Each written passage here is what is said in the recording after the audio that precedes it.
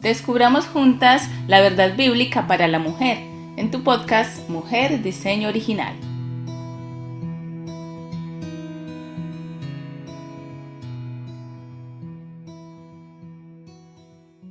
Hola, bienvenidos y bienvenidas de nuevo a este espacio, al podcast Mujer Diseño Original en esta serie Hogar Diseño Original. Noemí, bienvenida, ¿cómo estás?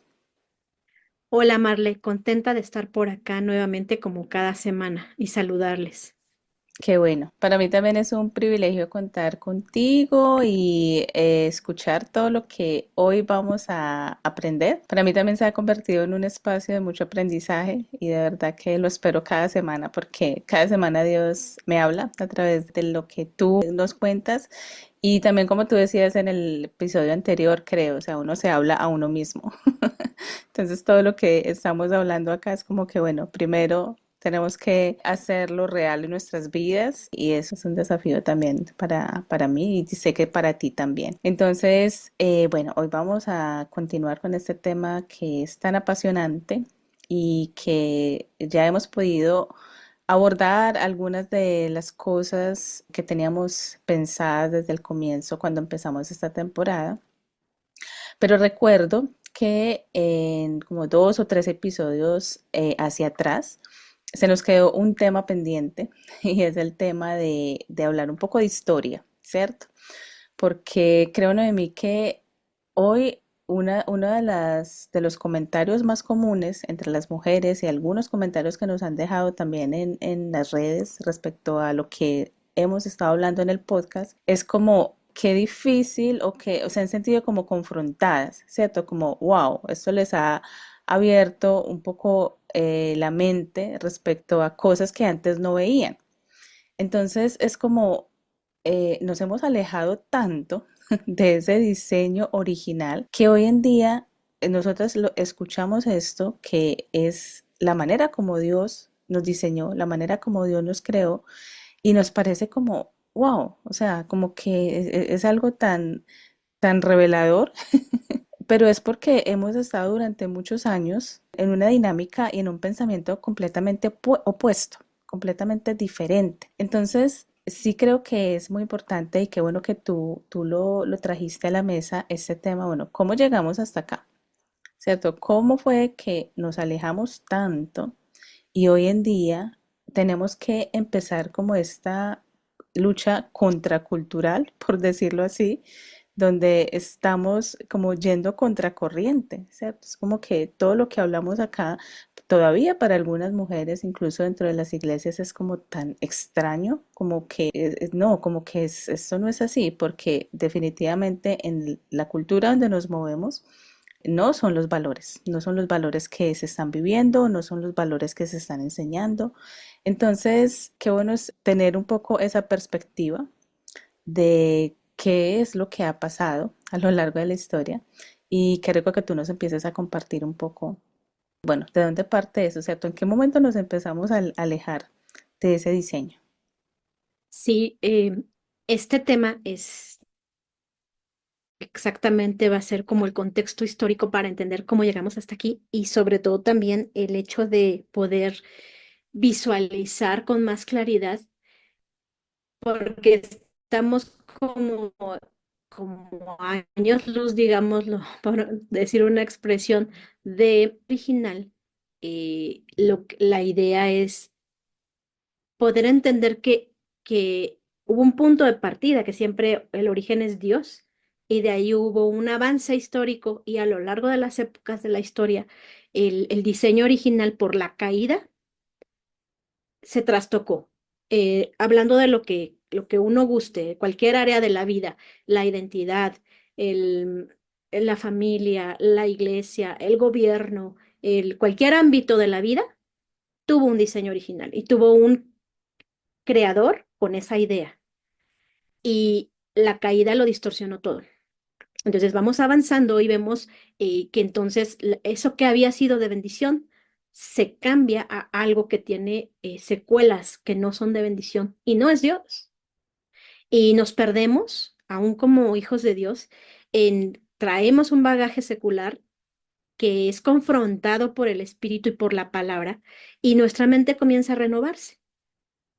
Sin embargo, no es automático, no es algo que sucede sin que nos demos cuenta, sino que es algo consciente en todos los aspectos, en mis relaciones con otros, en mi concepción de la vida, en la educación, y muchas veces el vivir aislados es algo tan negativo para un hijo de Dios porque nos impide que el estar en comunidad o el estar en el cuerpo de Cristo, además de la voz del Espíritu, confirme, dice la Biblia, en la multitud de consejeros hay sabiduría. Entonces, en relaciones como esta, para empezar, por ejemplo, la manera en que tu vida me bendice al escucharte, me enriquece y viceversa.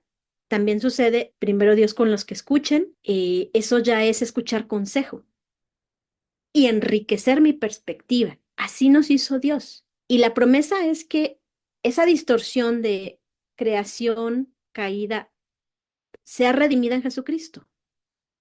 Todos los aspectos, no solo los aspectos religiosos o espirituales, sino aún los aspectos que tienen que ver con esta tierra, el trabajo, la tecnología, las relaciones, la iglesia, la familia, la identidad. Jesucristo las redime porque Él es la fuente de todo y Él, con su muerte, trae redención de lo que la caída distorsionó, de lo que la caída dañó, porque Él lo hace todo perfecto, lo hace todo nuevo. Y me gusta decirlo porque obviamente que cuando se vive sin Jesús, sin Cristo, si no apuntamos hacia Él, lo que va a pasar con nuestra mente es una mente no renovada, percibe las cosas materialmente, secularmente y no espiritualmente.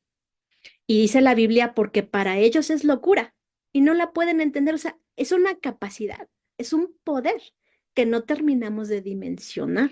Lo que el espíritu obra es algo sobrenatural, una dimensión, ahora sí que la dimensión desconocida, se llamaba aquí un programa que veíamos, ¿no? Esa dimensión desconocida para nosotros en lo carnal se vuelve real cuando nosotros le damos a él el control como para que nos hable y nos lleve a entender esa dimensión. Hablando de la maternidad y del hogar y de la feminidad, la identidad, podemos decir que ¿cómo planeó Dios la perfección del Edén para el ser humano, el hogar? Primeramente, como lo dijimos en el episodio anterior, un ámbito físico que compuesto por relaciones en donde Dios era el centro. El Edén era su hogar y era perfecto porque ellos estaban en perfecta comunión. No había un pecado que bloqueara esa relación, esa comunión. Ellos lo escuchaban a Dios. Y no había pecado entre ellos, no había pleitos, rivalidades, frío, calor, todo era perfecto.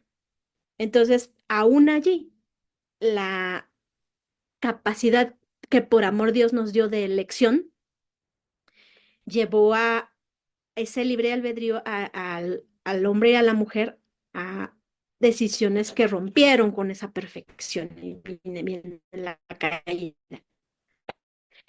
Como Dios lo creó, la la plenitud de relaciones, la plenitud de ambiente para el trabajo. ¿Te acuerdas que fue una de las indicaciones? El nombrar, el clasificar, el labrar la tierra, Ajá, el producir.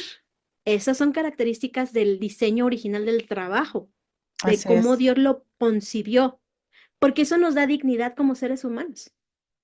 El propósito de producir da sentido a la vida y entonces nos dignifica como seres humanos a imagen y semejanza de Dios. ¿Qué hizo Dios? Trabajó en 6 días. Y le dice después a Adán, ok, aquí estás, puedes extender la mano, simplemente con eso tú ya tienes un delicioso mango y no te tienes que esforzar. Y eran veganos. Entonces, no había más. No necesitaba producir riqueza para subsistir, ni para acumular, ni para su descendencia, porque ahí lo tenía todo. O sea, vemos que el trabajo no era propiamente para su subsistencia, sino con propósito de dignidad, de producir, así como él creaba, como Dios creó. Entonces, avanza esta situación y se cambia todo. No empieza la codicia, la tierra ya no es la que produce como pensábamos. Y ahora, cuando ellos salen de su hogar perfecto, de ese hogar que Dios diseñó en donde había plenitud de identidad, plenitud de propósito, se satisfacía la intimidad, la necesidad de intimidad entre ellos y con Dios como el centro, cambia. Salen de su primer hogar, y ellos se enfrentan a que el trabajo ya tiene complicaciones, las relaciones tienen complicaciones y la relación con Dios se rompe porque ya hay pecado. Y ese es el segundo hogar, el hogar que existe en la edad antigua, en donde el hogar se basa en la economía, en el trabajar hombro con hombro para poder subsistir y tener una ganancia redituable para comer, ¿no? Principalmente era la subsistencia en la edad antigua. Y podemos ver que se conforma el hogar como el centro de negocios. En la Biblia vemos cómo el pueblo de Israel se se caracteriza en las familias por un talento que Dios les había dado. Aquellos que eran los herreros, los que eran los músicos, otros eran ganaderos, otros eran agricultores, tenían un llamado por Dios para algo en especial, ¿no? Otros Ujú. eran los sacerdotes, los reyes y sus familias, los que enseñaban al pueblo. Entonces, los escribas, y se formaban como por familias, y ahí vemos como en el hogar lo que hacían era enseñar, o sea, era padre y madre trabajando hombro con hombro, de acuerdo al talento que Dios les había dado, los que trabajaban con las pieles, los cazadores, los recolectores, los constructores, y eso era porque tenían un llamado. Y era también una manera de crear esa identidad como familia, ¿no? Era como nosotros somos, ¿cierto? No es mi familia, es eso, nosotros. No se hablaba de una manera individual, como hoy en día podemos ver que en una familia cada uno está por su lado, por decirlo así. Pero en ese entonces era como nosotros, ¿cierto? Incluso muchos apellidos y creo que muchos nombres, ¿cierto? Todo era relacionado con como ese clan. Me parece muy interesante esa parte, esa fuente de identidad también. Sí, y además se volvía una fuente de trabajo, en donde ellos eran reconocidos por ese talento. Por ejemplo, esta tribu de Benjamín, que todos eran tan atinados para la onda, eran zurdos y le daban a cualquier blanco que ellos buscaran. Y pues ya vemos que es algo dado por Dios que funcionaba y les proveía también un medio de vida. Y eso es muy interesante, Marle, porque allí no vemos que el padre, el concepto que vino después, en donde el padre no era el único que aportaba a la economía del hogar, sino que también aportaban em, las esposas, trabajaban junto con el esposo y los hijos iban siendo aprendices del papá. Y entonces ellos estaban junto con el padre, estaban aprendiendo el oficio del padre y había un vínculo muy estrecho. Todos aportaban a la economía, ¿sí? Qué diferencia muy grande. Conforme va avanzando hacia la Edad Media, bueno, el enfoque del el cambio entre el hogar antiguo, de la edad antigua, el enfoque en la Edad Media, ya no nada más es papá, mamá e hijos, sino ahora ya son todos los de la familia extendida que se dedican a ese oficio. Y en la Edad Media, el hogar gira alrededor de la familia extendida. Avanza el tiempo. Vemos perdón, antes de avanzar, en la Edad Media vemos ya parentelas muy reconocidas, ¿no? En Europa. Aquellos que eran artistas, artesanos, desarrollaban toda una técnica y son muy reconocidos, ¿no? Familias poderosas que son mecenas, digamos, es que me confundo ahí si el mecenas es el que paga o el que cobra, pero tenemos familias poderosas como por ejemplo los Medici o dinastías antiguas, aristócratas y de reyes, de la nobleza, digamos, Ajá. familias extendidas de la Edad Media, muy, muy características y con identidad propia y que desarrollaban toda una economía por familias. Y de muchas generaciones, que trascendía un legado Un de legado. muchas, muchas generaciones. Así es. Y bueno, hablando propiamente del hogar, lo que yo quiero enfatizar es no solo se trata de familia, sino se trata de un lugar físico. No es la casa nada más, porque casa no es lo mismo que hogar. Casa es el lugar físico y puede uno vivir en una casa y sin embargo no ser un hogar, no cumplir las funciones de un hogar. La palabra hogar se deriva de hoguera. Da la idea de este calor de hogar, de este calor fraternal, pero también de no solo de las relaciones y del lugar físico, sino de la identidad del lugar ligado a la persona. Entonces es más profundo de lo que podemos apreciar, pero es muy importante. Me parece que la familia necesita el hogar y sin familia no hay hogar y viceversa. Sin hogar no hay familia tampoco.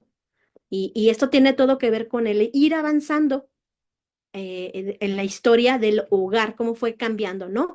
Anteriormente en el hogar estaba el taller y la familia giraba en torno al hogar, en lo que producía el hogar. El padre no había salido del hogar y menos la madre. Y el hogar era ese taller donde se aprendía, donde había aprendices que eran los hijos y era el centro de relaciones, de negocios. Ahí se daba a luz, ahí se cuidaba al enfermo y allí también vemos, por ejemplo, en la etapa de la iglesia primitiva, cómo las familias de los creyentes, de los primeros cristianos, practicaban mucho la hospitalidad.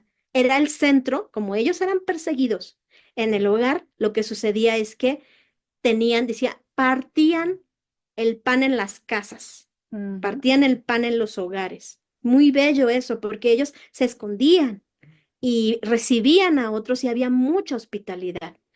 Pablo visitaba la casa de Priscila y Aquila y los recibían en otros hogares y esta dinámica del hogar, aún como centro religioso y centro de misiones, centro de ministerio, estaba tan, digamos, empoderado, estaba tan bien establecido el concepto de hogar y era fácil evangelizar. Otra cosa muy bella de los primeros cristianos es que vivían en el imperio dominados por Roma y los romanos tenían una cultura en donde, pues así como el día de hoy esta cultura, menospreciaban a los más débiles. Entonces echaban afuera a aquellos que estaban enfermos para que no contagiaran dentro del hogar y a los ancianos que les estorbaban y a todos aquellos que tenían alguna discapacidad o alguna problema mental, les estorbaban y los echaban fuera, porque tenían este concepto de la superioridad, distinto al evangelio en donde todos somos valiosos, aún aquellos con algunas discapacidades o problemas. La dignidad que el evangelio le da al ser humano y a la mujer es muy distinta. Y lo que hacían esos primeros cristianos que impactó tanto el mundo antiguo hasta la fecha es que ellos adoptaban, ellos recogían. Entonces, Ujú. más que un mensaje solo de palabras, penetraba en los gentiles y se difundió en todo el mundo griego y romano porque ellos vivían lo que creían y era Así una es. misericordia y un amor y un eh, acoger a los ancianos y a los que habían rechazado otros de las sociedades mucho más civilizadas Ujú. supuestamente y avanzadas y poderosas, porque el evangelio es este poner en práctica la verdad y el amor. Quiero solo devolver un poquito porque ahora que tú hablas de los primeros cristianos y de todo como nació de cierta manera la iglesia, ¿cierto? Las iglesias que nacieron en casas. y que practicaban la hospitalidad. También recuerdo y vemos en la Biblia también como el mismo Jesús eh, le encantaba estar en las casas. Él mismo incluso se autoinvitaba a las casas y el texto famoso de Saqueo, por ejemplo, que estaba él ahí arriba queriéndolo ver, queriéndolo conocer y Jesús le dijo, invítame a tu casa, vamos a tu casa. ¿Y en cuántas ocasiones no vemos a Jesús así? En la casa de Marta y de María, en la casa de otros amigos y comiendo, ¿cierto? Comiendo, compartiendo con otras personas. Entonces, si vemos verdaderamente, o sea, no, si queremos ver un ejemplo muy claro, también podemos mirar a Jesús, como también para él también era ese ambiente donde sucedían cosas, ¿cierto? Cuando fue, por ejemplo, a la casa de Pedro, que su suegra estaba enferma, y luego de que él la sana, ¿qué pasa? La suegra se levanta y empieza a servirle, empieza a servirlo. Qué lindo ver, ¿cierto? Cómo todo ese escenario tan perfecto, ¿cierto? Para que se diera todo lo que se daba a través de las visitas de Jesús en los hogares. Sí, así es, Marle. Tanto que decir de esto que acabas de mencionar, porque en el Nuevo Testamento vemos que el hogar sigue siendo el centro de la vida social y del individuo. Esta frase de hecho en casa, a mí me encanta porque no se refiere solo a los productos, sino todo lo que es hecho en casa es precioso y es diferente, tiene un sello. Y además de lo que acabas de mencionar, el hogar, o sea, más bien, hablando de lo que acabas de mencionar, el hogar era el hospital, tanto de los que acogían, aquellos que habían echado fuera las culturas donde ellos estaban, como de los miembros de la misma familia. No habían asilos, no habían hospitales, sino que se habilitaba, porque es esa belleza y esa trascendencia del hogar y de la familia en donde hay la capacidad. Es la familia es la primera institución, y ya lo hemos mencionado anteriormente, alrededor de la cual giran las demás y de la cual todas las demás instituciones se benefician, porque es la única que produce recursos. Las demás consumen recursos de la Ujú, familia, dependen de lo que la familia produce. así es. Y algo muy bello también, la vida de Jesús es ver cómo él estuvo sujeto a sus padres hasta que vino a la edad del ministerio, y él había heredado el oficio de carpintero. Los demás habían heredado, como su padre, los hijos de Zebedeo, Ujú, ser pescadores. O sea, era la identidad familiar. Y Jesús no estuvo exento de ser un aprendiz de José. Yo he amado siempre la carpintería como un oficio que se me hace tan noble. Amo la madera y me gusta tener muebles más que modernos, muebles hechos de madera, y me ha gustado restaurarlos en mi limitada capacidad, pero digo, algo curioso, pero siento la ilusión de un día aprender carpintería y poder con mis manos crear, porque se me hace tan noble la madera, tan bella, todo de ella me encanta. Y me imagino lo que Jesús hacía, lo que aprendió de José, algo precioso. Entonces ahí se transmitía un valor que él le daba un medio de vida al hijo, así es. desde el hogar. Pero el enemigo se encargó, como siempre lo hemos dicho, cuando hay algo de bendición, cuando haya un diseño original, vas a encontrar el ataque. Vas a encontrar que lo secular trata de distorsionarlo. Por ejemplo, el concepto de amor, el concepto de familia, el concepto de hogar, el concepto de iglesia. Él sabe el concepto de imagen, imagen y semejanza de Dios. Él sabe que todo eso son principios, conceptos, instituciones de bendición. Entonces se va a encargar de que esa bendición se distorsione, haciéndolo sutilmente inservible o acorrientándolo, generalizándolo.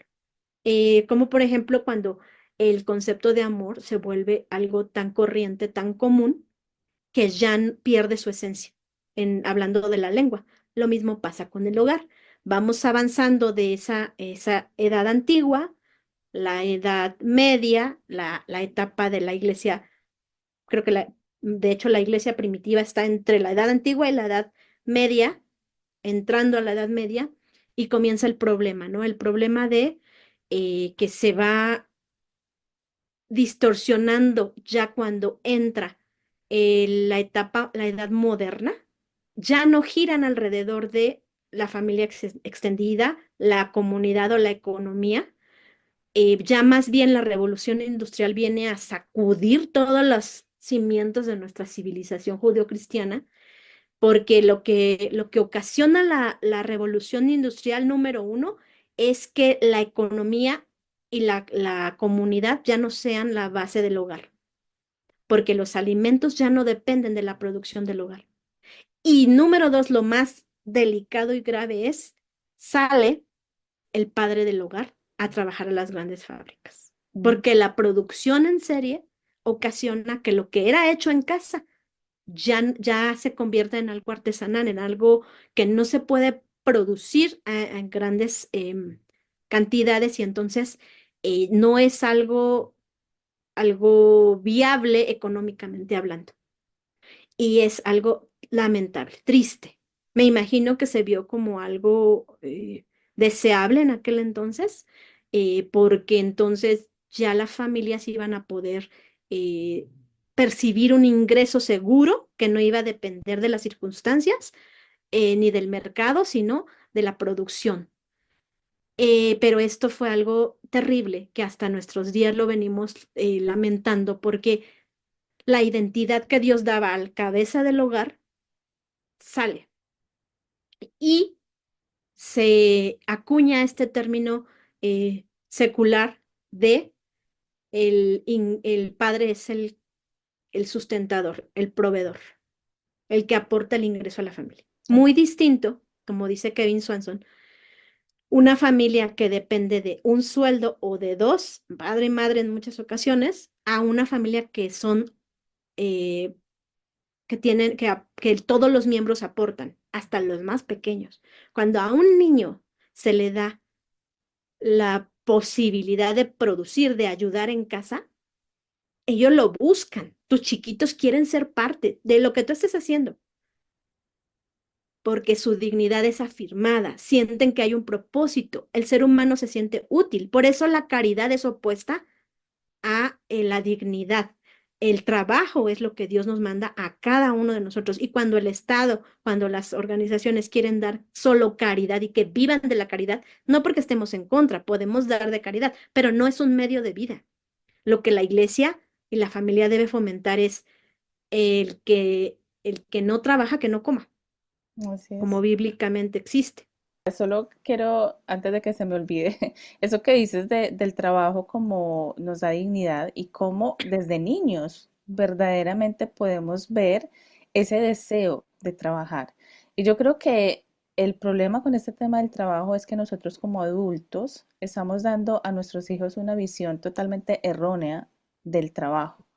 Y creo que yo lo leía en un libro de Elizabeth Elliot, si no estoy mal. Ella tiene un texto muy profundo que habla sobre esto del trabajo, ¿cierto? De cómo nosotros podemos mostrar a nuestros hijos que el trabajo no es solamente por un salario, ¿cierto? Que el trabajo no es solamente, Utilitario. exacto, utilitario. Y además a eso de que no es las tareas del hogar, lo que nosotros hacemos en el hogar también es trabajo, porque es una manera en que nosotros les mostramos a ellos que el trabajo no es algo que solamente tú así haces en una oficina o así haces en una fábrica no, o sea, todo lo que nosotros estamos haciendo aquí en casa es trabajo. Y hoy en día muchas mujeres he escuchado la queja de muchas mujeres que dicen, no, es que no se valora, no se valora el trabajo del hogar, no se valora el trabajo doméstico, pero yo creo que nosotras como mujeres somos las primeras que no lo hacemos, Noemí. Yo creo que empezamos nosotros a pensar que es que esto no es trabajo, y otra de las cosas que ella mencionaba en el texto es que si me gustó mucho la frase que ella lo expresaba, si nosotros hiciéramos de todo corazón, como para el Señor, todo lo que hacemos en el hogar, nuestros hijos lo verían, ¿cierto? Nuestros hijos lo verían y ellos aprenderían a hacerlo, ellos entenderían que ese es el modelo, ¿cierto? Que todo lo que hagamos es para Dios, todo, absolutamente todo, ya sea si mi esposo está afuera trabajando en una empresa, si nosotros estamos aquí lavando platos, organizando ropa, limpiando la casa, es un trabajo y es para Dios. Entonces, creo que es ahí donde nosotras como mujeres también empezamos a fallar, porque si nos quejamos a veces de que nuestro trabajo en el hogar o nuestro trabajo doméstico no es valorado, preguntémonos nosotros, ¿en realidad nosotros creemos que esto es trabajo?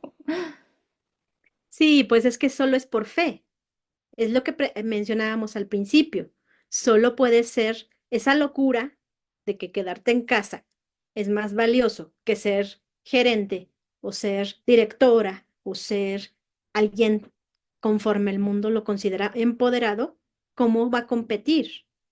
Pero es muy absurdo, realmente es muy absurdo cuando tú piensas que prefiero pagar para que alguien haga lo que yo debería de estar haciendo, para yo ir al hospital y hacer por otros lo que sería más lindo hacer por los míos, o ir a una oficina a aguantar, porque realmente es ilógico, es algo fuera del sentido común el pensar todo lo que una mujer vive fuera del hogar que es negativo comparado con lo que el mundo nos vende negativo en el hogar. O sea, empezando por el ambiente fuera del hogar, la competitividad entre mujeres, el acoso, simplemente el tráfico y desplazarte. O sea, te Ujú. drena la esencia de lo que es ser humano, esta vida urbana. Y bueno, hay mucho que decir en cuanto a eso, pero verdaderamente que vemos la dignidad del trabajo, que es una bendición, no es una maldición. La maldición estuvo en que la tierra iba a producir cardos, pero la bendición de sojuzgar la tierra, que es el principio del trabajo, es una bendición tan grande porque te llena de propósito. Y bueno, obviamente que los extremos del abuso y de la explotación infantil tampoco es lo que el Evangelio propone. Eso surge también de la caída y de la codicia humana, que de ninguna manera estamos nosotros promoviendo, pero son los extremos, lo de siempre, la paradoja entre dónde está la línea entre el abuso infantil y la explotación y el que los niños simplemente sean los reyesitos que no hacen nada. Y eso los llena de un vacío, un sinsentido, Ujú. porque no están aportando. Y nada Exacto. más Y no, termino diciendo esto. El utilitarismo de la educación y el utilitarismo del trabajo es secular, es una maldición, porque el fin no es el dinero. Si por fe nosotros entendemos que el propósito es más excelente y mayor, el todos los días lavar trastes y el todos los días limpiar y arreglar y preparar, cobra una dimensión mayor cuando es en el hogar. Pero la diferencia, Marle, entre una mucama que realiza, que no estamos denigrando el trabajo, pero que realiza hace esas actividades para otros y no en su hogar, pero ahí está percibiendo un sueldo. Entonces, ya con eso, secularmente, la mujer se siente validada o se siente como que tiene su dinerito, como se le dice. Sin embargo, hay algo muy bello con el discipulado en el hogar, que no es solamente el aspecto de estudio bíblico, sino el discipulado es toda la vida de nuestros hijos, la paideia, el acompañamiento y el ser aprendices, como lo que decíamos al principio, eh, porque lo triste es que a la mujer, cuando está en el hogar y llega en la edad de escolarizar, le roban por lo que vale la pena quedarnos en casa, que es continuar a lo largo de la vida de nuestros hijos juntos. Pero resulta que cuando la mujer sembró, enseñó a caminar, enseñó a comer, a avisar, a hablar y todo lo que era el nuevo ser dependiente al 100% de ella, y llega la edad ahora tristemente desde los 3 años en donde desapego a la guardería, al jardín de niños. Entonces ella se queda realmente solamente con la parte difícil que es la limpieza, pero sin todo lo que vale la pena de la limpieza y el ser amas de casa y el negarnos a nosotras mismas, que son las relaciones con los hijos. ¿Sí lo ven? Entonces eso es tremendo, porque entonces resulta que cuando ya son más independientes, ahora el gobierno, el Estado nos los quita y nos considera insuficientes e incapaces de seguir ese proceso, Así. porque si fuimos las que logramos sin saber cómo hacerlo, alimentarlos, enseñarles todo lo que ya dije, claro que la gracia va a continuar, pero solo por fe se puede creer, dándonos la capacidad de ser esas maestras de que los niños necesitan de 5 años de experiencia, de 6, y vas creciendo junto con ellos. Entonces, la famosa realización de la mujer que el mundo tanto promueve fuera del hogar es lo que buscan, porque ya no hay realización cuando te quitan a tus hijos y ya estás tú sola en el hogar, simplemente haciendo todo lo que los demás no hacen. Pero cuando estás con ellos en casa y vas Ujú. realizándote como maestra, experta en conocerlos, experta en ellos, y tienes ambas partes. Tienes la parte de la labor que realizas de cocinar, de limpiar, pero acompañada de toda la belleza de estar junto a ellos. Por eso para mí la educación en el hogar y el discipulado en el hogar dignifica y realiza a la mujer desde su hogar. Así es. Y eso es muy importante lo que tú dices, Noemi, y lo que quería aportar a eso es los estudios incluso lo dicen, que una de las causas de la depresión entre los jóvenes de hoy es esa sensación de que ellos no son necesarios, de que nadie me necesita, ¿cierto? Yo no tengo un propósito aquí para hacer. ¿Por qué? Porque lo que tú dices, ellos pasan a en la mayoría de los casos pasan a ese sistema educativo que desde muy pequeños empiezan también a llevarlos por este camino de la competencia, ¿cierto? Desde pequeños, desde que ellos ingresan a una escuela, está el estándar, ponen el estándar que ellos deben cumplir, entonces se vuelve esta competencia de que yo quiero ser el mejor, yo quiero tener las mejores notas, yo quiero ser, y, y empiezan también este proceso y se empiezan a alejar cada vez más y más del hogar, de las tareas del hogar, porque seamos sinceras, Noemí, o sea, los niños hoy en día en las instituciones son ahogados por todas las tareas que les ponen, o sea, todos los trabajos. Yo recuerdo mi proceso educativo y yo a veces lo hablo con mi esposo y yo decía, o sea, impresionante, yo me tenía que ir 7 horas para un colegio, a estar ahí recibiendo clases y aparte de eso llegaba de clase y me tenía que sentar a hacer tareas y a estudiar para exámenes. O sea, ¿en qué tiempo me quedaba a mí de ayudar con las tareas del hogar? Y por eso cuando uno está estudiando, lo más normal que le dicen las mamás es no, estudie, mija, estudie, estudie que yo me encargo de lo demás, ¿cierto? Estudie, no, tranquila. Usted dedíquese a estudiar y ya. Pero es real, o sea, es este sistema, es este ritmo de vida que nos impone el sistema educativo, es imposible que se dé ese proceso de trabajo, de acompañamiento, de este discipulado o de este aprendizaje, ¿cierto? Lo que tú decías, que los hijos son aprendices de sus padres, pero no hay tiempo. O sea, no lo hay. No lo hay para hacer lo que verdaderamente se debe hacer en el hogar. Entonces, ya terminando un poco, cerrando un poco este tema del trabajo y con la manera como nos dignifica, yo quiero que ya también para ir cerrando un poco el episodio, avanzar un poco más en la época, ahora que estamos hablando como de ese contexto histórico, porque Yo recuerdo que hace poco estaba leyendo un libro con mi esposo, un libro de aquí de Suecia, o sea, escrito por una mujer en Suecia, por la época de la Segunda Guerra Mundial.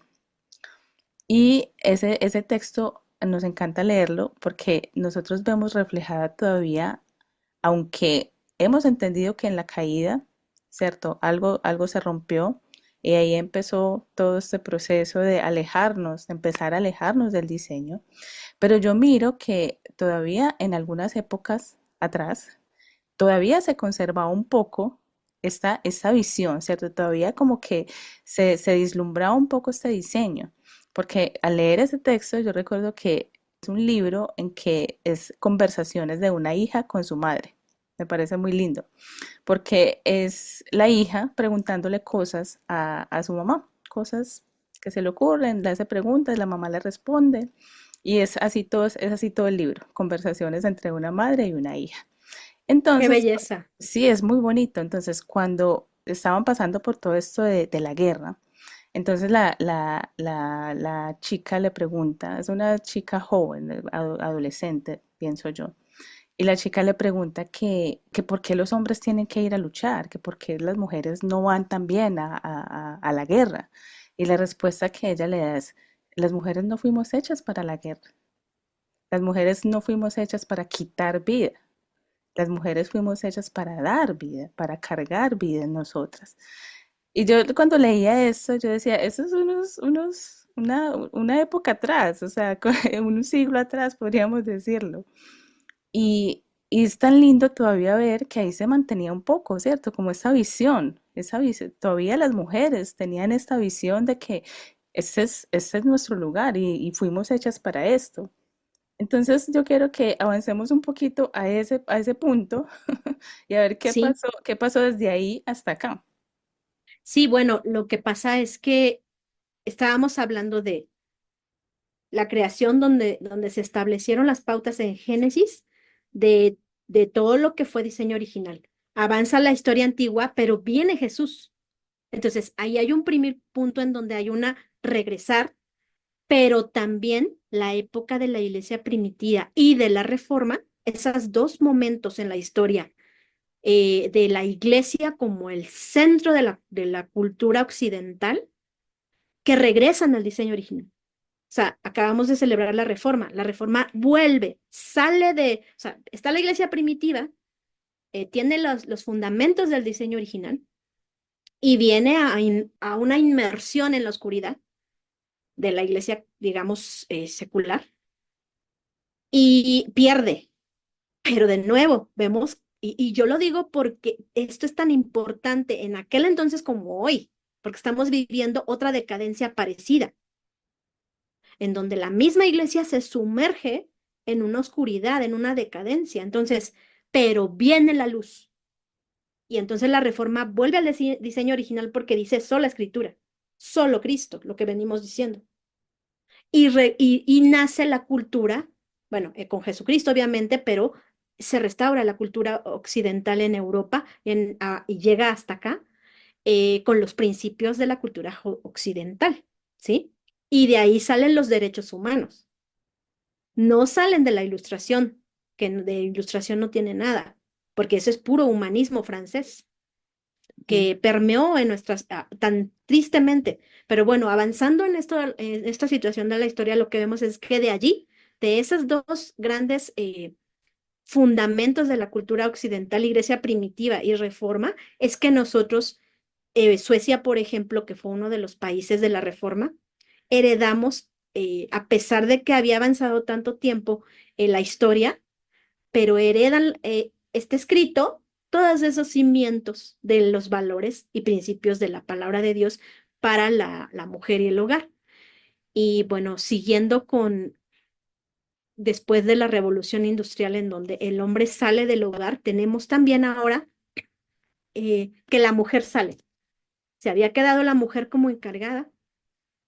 La mujer, el hombre también en las guerras mundiales hubo tantas muertes, tantas bajas, que entonces la mujer se queda como en el hogar y se entiende, tristemente, o se empieza a aceptar que la que tiene que quedar en el hogar y todo lo que es privado y todo lo que tiene que ver con...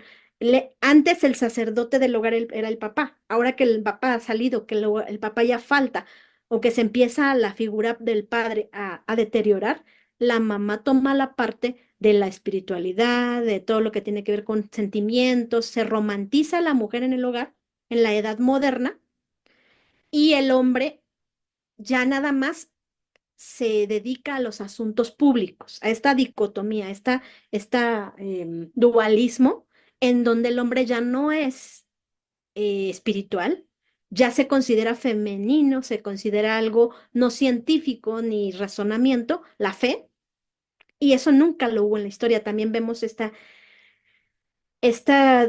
decadencia que no existió en el diseño original. Y en la edad moderna, si en la edad antigua la economía era alrededor de lo que el hogar giraba, en la edad media era de la parentela, de la comunidad y la familia extendida, en la revolución industrial es la producción fuera del hogar, entonces en la edad moderna es la mujer sale del hogar, viene el feminismo con mucho auge, el amor es alrededor de lo que gira el hogar, viene la liberación personal, la revolución sexual y la mujer como fuerza laboral. Entonces los hijos salen del hogar y son mandados a la escuela. Y el hogar es desposeído de toda la riqueza que Así. alguna vez en el diseño original se vivió. Parecido, había venido la caída, pero se había mantenido a lo largo de épocas y siglos y aún milenios, pero ahora en la edad moderna fue lo más fuerte que pudo haber. La mujer sale del hogar. El enemigo sabía que allí estaba, si ya había trastocado cuando la cabeza salió, ahora ya no queda nada del hogar. Ya queda un cascarón que es casa, pero ya no es hogar. Mi convicción es que hoy por hoy, como lo vimos en la pandemia, el hogar se había convertido en un cascarón. Casa es un cascarón vacío. Ya no es el calor de hogar, de la hoguera, ya no es, ya no hay relaciones que vinculen, ya no es el centro de negocios, ya no es el centro del arte, del aprendizaje, el Ujú, hospital, el asilo de ancianos, el núcleo ministerial, ni el centro de hospitalidad y de ujú. adoración. Ya no tiene nada. Y entonces a ese hogar es al que regresó toda la gente cuando ya no hubo nada abierto, que lo hemos mencionado también en episodios anteriores o en series anteriores de Mujer Diseño Original, y reaprendimos a vivir juntos. Ujú. Es como si de un solo golpe hubiéramos retrocedido hasta la época antigua, de pronto, y fue un sacudir. La verdad, yo les confieso que para mí fue un periodo de lo más feliz y de lo más bello que hubo, porque ahora hasta mi esposo estaba con nosotros. El que siempre sale, estaban todas las hijas, pero para nosotros fue como, eh, como lo que siempre hemos tenido, las hijas en casa, todos juntos, pero ahora con la adición del esposo. Ujú. Y yo lo disfruté muchísimo. No quería que terminara. O sea, sí sé que hubo cambios y que hubo mucha enfermedad y hubo mortandad, pero internamente lo gocé. Yo decía, qué rico estar juntos. Porque la verdad, Marle, el mensaje que me gustaría dejar, aunque no estamos todavía concluyendo el tema del hogar, pero sí quisiera dejar el mensaje de que vale todo la pena volver a la senda antigua en todos los aspectos y temas de la vida humana al diseño de Dios.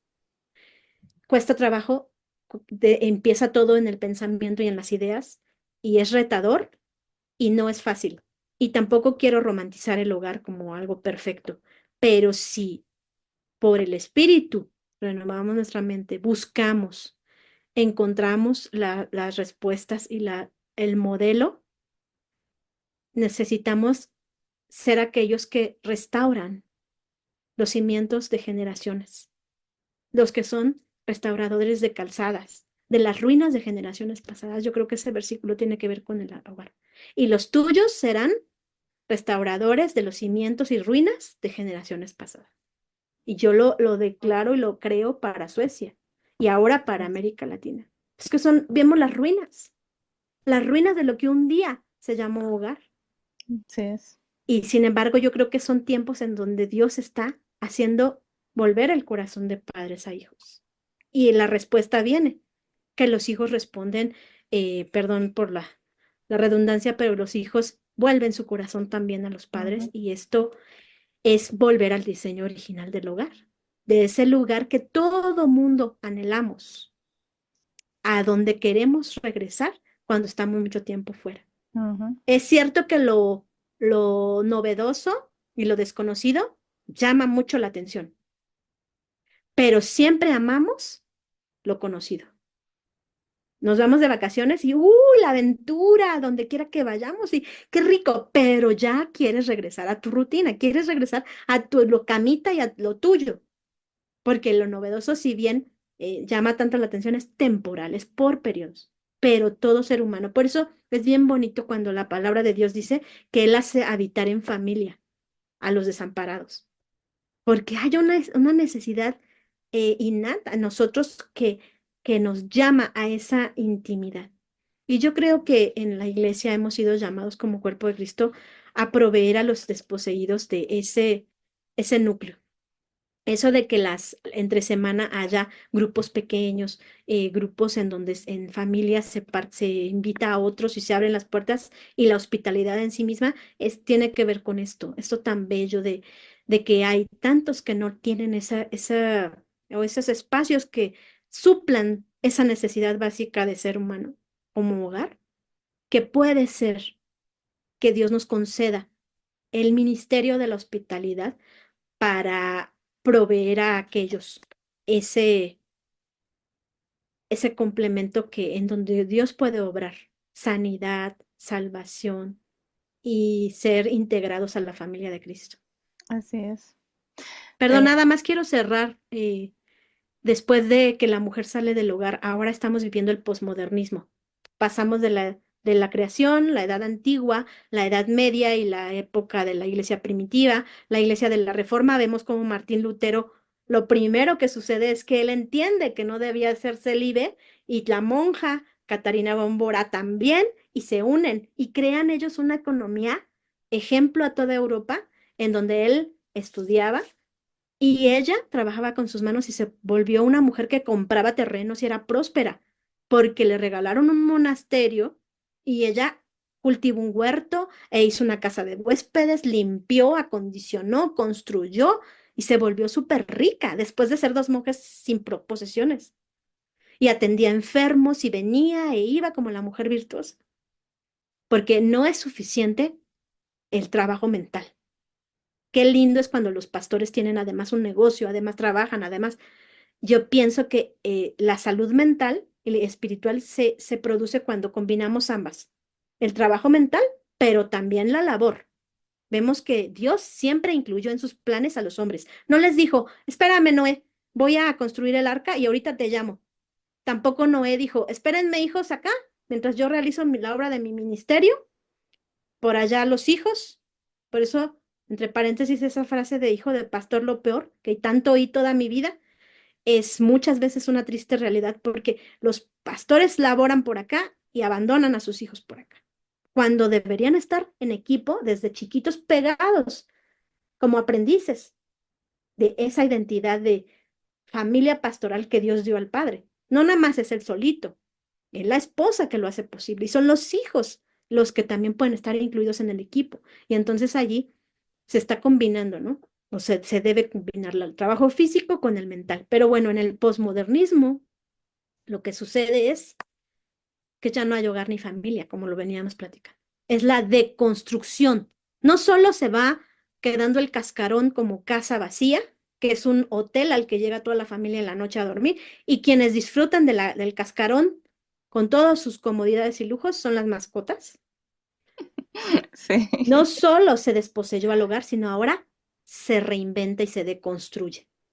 Se deconstruye en un lugar al que ya nadie quiere llegar, al que nadie le aporta, pero otra vez mi pasión o el deseo de mi corazón es, Señor, todo lo que está en nuestras manos por reconstruir esas ruinas.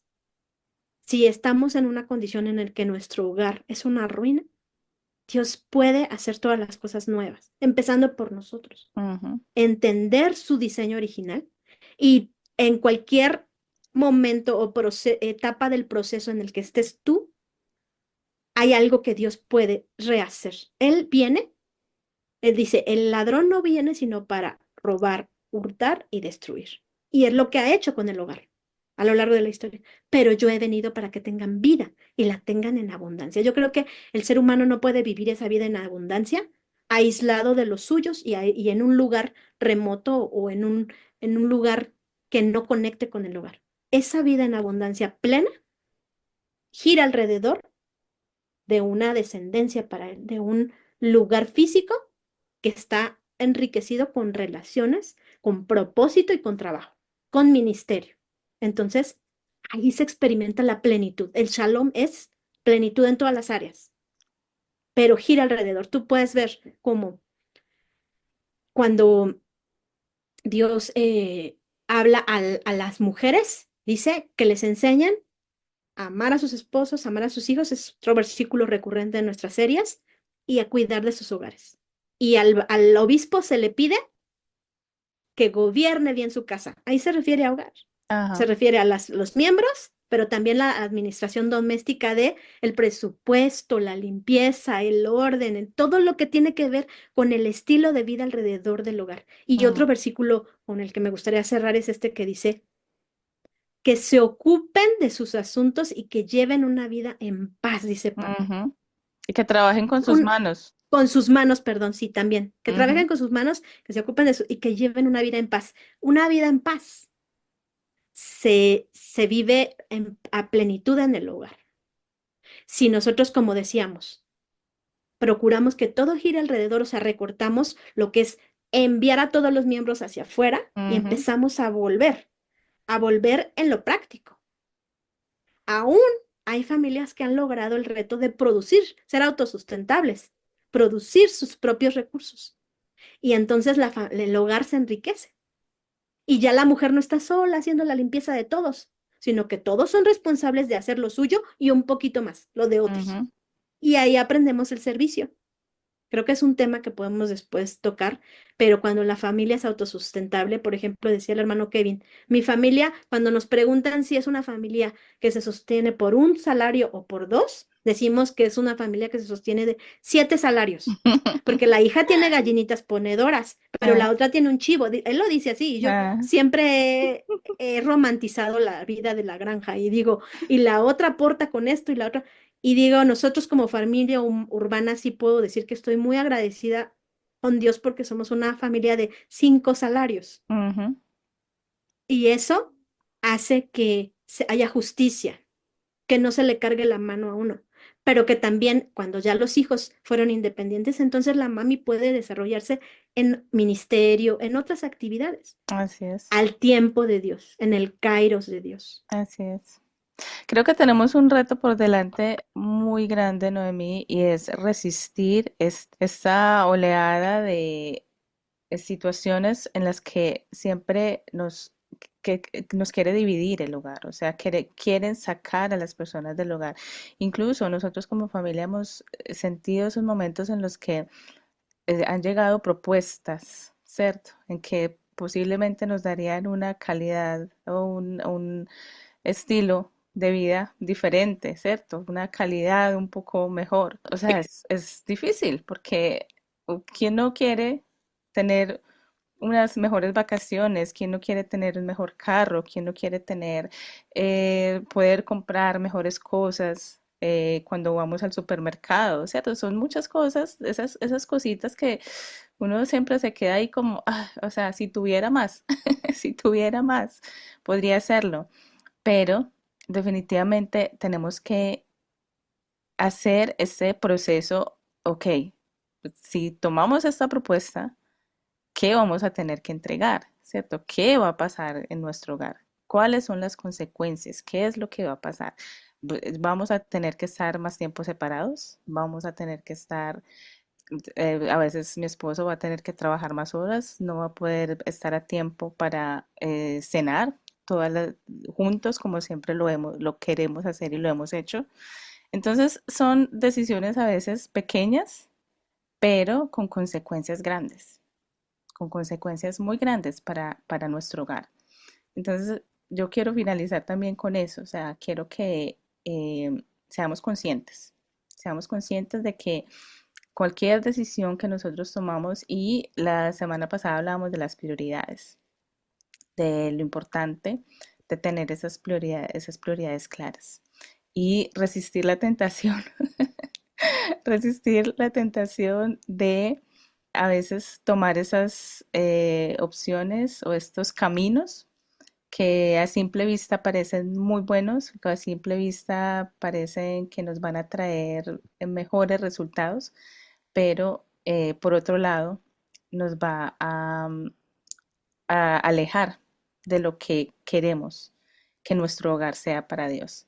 Entonces, claro que sí, vamos a seguir dialogando de esto. Queremos, de pronto en el próximo podríamos hablar un poco de todo esto de como familia, ¿cierto? ¿Cómo devolverle esa identidad a las familias? ¿Cierto? ¿Cómo crear esa identidad familiar hoy en día que es tan difícil, donde cada uno quiere tomar por un lado diferente, ¿cierto? Cada uno quiere hacer sus cosas.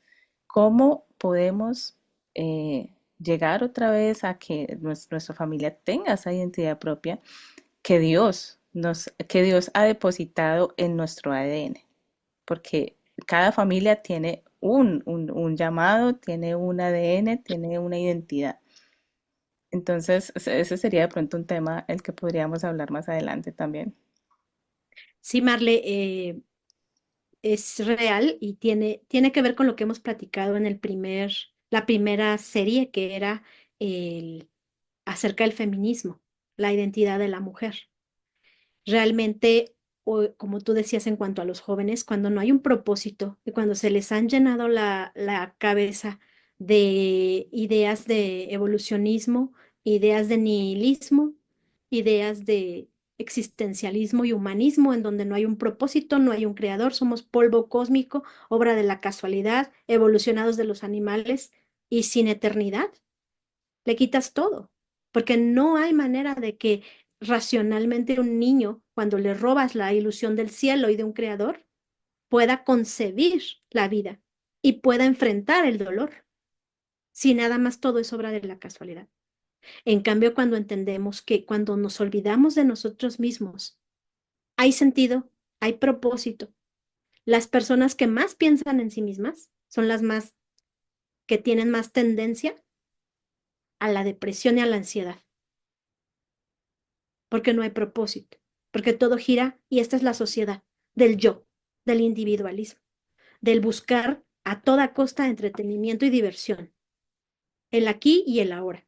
Todas estas ideas filosóficas y todos estos pensamientos que hemos heredado de la cultura secular quitan el propósito y quitan la esencia de la vida y nos dejan con una generación vacía y mucho más perdida y digamos sobre todo depresiva que la generación de la Gran Depresión, por ejemplo, de Sí. generaciones pasadas que han vivido terribles situaciones, las guerras mundiales, Ujú, pero con propósito, como este mensaje de Viktor Frankl, la logoterapia, en ujú, donde el propósito de vida hace que cualquier campo de concentración se pueda sobrevivir ujú, por el propósito, sí, el hombre en busca de sentido.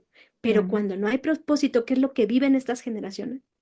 Cuando no se sacrifica el, el beneficio a corto plazo por un beneficio a largo plazo, ujú, ni se sacrifica el bien personal por el bien común, por un así bien es. mayor, entonces actuamos como animales, irracionalmente, y entonces capaces hasta de por mi beneficio sacrificar al bebé en el vientre. Ujú, Llegar a esos extremos en donde todo se trata de mí, así es. pero llega un punto en el que el ser humano se da cuenta de que buscar recursos dentro de mí mismo y meditar y tratar de encontrar la paz en mí es un caso perdido Ujú, porque la caída nos confirma que el ser humano sin Dios no es nada. Ahí no hay respuestas, ahí solo hay vacío y solo hay locura. Cuando la generación y la sociedad en la filosofía ha matado a Dios, ya no hay entonces nada por lo que vivir, porque el ser humano en sí mismo no tiene ninguna respuesta. Sin embargo, cuando volvemos a nuestro origen, que es Jesucristo, a nuestro diseño original, que es su imagen y semejanza, y que es nuestra meta, que todos lleguemos a la estatura, el lugar donde se puede lograr, no es la iglesia. Claro que allí estamos unos a otros edificándonos. Claro que ahí hacemos comunidad y se nos brindan las herramientas para equiparnos, siendo cuerpo de Cristo, para lograrlo en el lugar en donde Dios lo diseñó, que es el hogar. Y esa es la promesa. Dios lo va a hacer. La pregunta es, ¿seremos nosotros, decidiremos ser parte de esa obra que Él está haciendo? No nos quedemos fuera ujú, por decisiones que necesitamos tomar sí o sí. O sea, que eso que Dios nos está hablando hoy, que no se quede en algo, una ilusión hermosa o una meta a largo plazo, sino en convicciones que nos lleven a tomar decisiones hoy. Cerrar el celular, pasar más tiempo con la familia, aprovechar el tiempo juntos, invertirnos y derramarnos en los nuestros y formar un entorno y un ambiente que sea una atmósfera propicia para el evangelio, para el discipulado de los nuestros. Eso es un hogar. Un ujú, hogar es el centro de operaciones del discipulado ujú. en Sí, familia. así es. Noemí, muchas gracias. Gracias por todo este recorrido a través de la historia. Creo que nos da un panorama bastante amplio de las diferentes etapas o las diferentes épocas que hemos vivido y cómo, de cierta manera, Dios, lo que tú dices, Dios ha siempre guardado un remanente, ¿cierto? En cada época, por oscura que sea, por así esté marcada por mucha decadencia, así haya ruinas, siempre Dios está guardando un remanente y ahí, como dice Chesterton, un puñado, un puñado de hombres que están ahí dispuestos a hacer, a regresar al diseño de Dios, a mantenerse en la senda antigua, como lo hemos dicho acá. Noemí, gracias. Entonces vamos a continuar hablando de todo esto y te agradezco por todo este recorrido que nos hiciste hoy. No, con mucho gusto, Marle, y nada más quisiera añadir que el ser remanente no se trata de nosotros, no se trata nada más de sentirnos exclusivos o privilegiados comparados con los simples mortales, que a veces la iglesia tomamos esa actitud, más bien es con un propósito que es Ujú, ser luz. así es. El, como lo hizo la iglesia primitiva, el abrir nuestras casas para recibir a aquellos que están perdidos, aquellos que están buscando encontrar ese refugio y ser sal, como el tiempo de la Reforma también, esos creyentes que fueron luz y sal y fueron, sentaron las bases de la civilización de la que hoy disfrutamos con derechos humanos, con un concepto de la vida tan distinto a esas a esas sociedades y esas culturas ajenas a la palabra de Dios. Y si Eh, somos herederos y portadores, o más bien, si somos receptores de esa estafeta y legado de fe, también debemos ser la iglesia heredera de la iglesia primitiva y de la reforma, que para este tiempo aportemos a la cultura y aportemos desde el hogar, sin ujú, necesidad de ir al fin del mundo, sino me seréis testigos en Jerusalén. A nosotras las mujeres nos está pidiendo que seamos en nuestro Jerusalén. Y después vendrán otras cosas. ujú, Eh, Luz para este posmodernismo, que ellos llaman poscristianismo, en donde le ujú. dan la espalda a lo que fueron los cimientos de nuestra civilización judeo-cristiana. Así es, así es. Sí, ser remanente también es resistir, ¿cierto? También se trata de esa resistencia que a veces nos toca hacer en medio de una cultura totalmente opuesta a lo que a lo que creemos y a nuestras convicciones. Entonces, si, sin Dios no lo logramos. Sin llama del Espíritu Santo en nosotros no lo podemos lograr porque esto es algo que no se logra en nuestras propias fuerzas. No, Entonces, de eso se trata, de acercarnos cada vez más a Dios, de llenarnos más de su espíritu, que permitir esa esa llenura. formación, esa llenura y esa formación también de nuestro carácter, que nos permita mantenernos firmes en medio de cualquier circunstancia, que nos permita mantener nuestras convicciones firmes. Listo, nos escuchamos entonces en el próximo episodio. Gracias a todos los que están escuchándonos hoy y recuerden compartir este podcast y los otros episodios con otras mujeres, otras personas que seguro también sería de bendición para ellas. Bendiciones.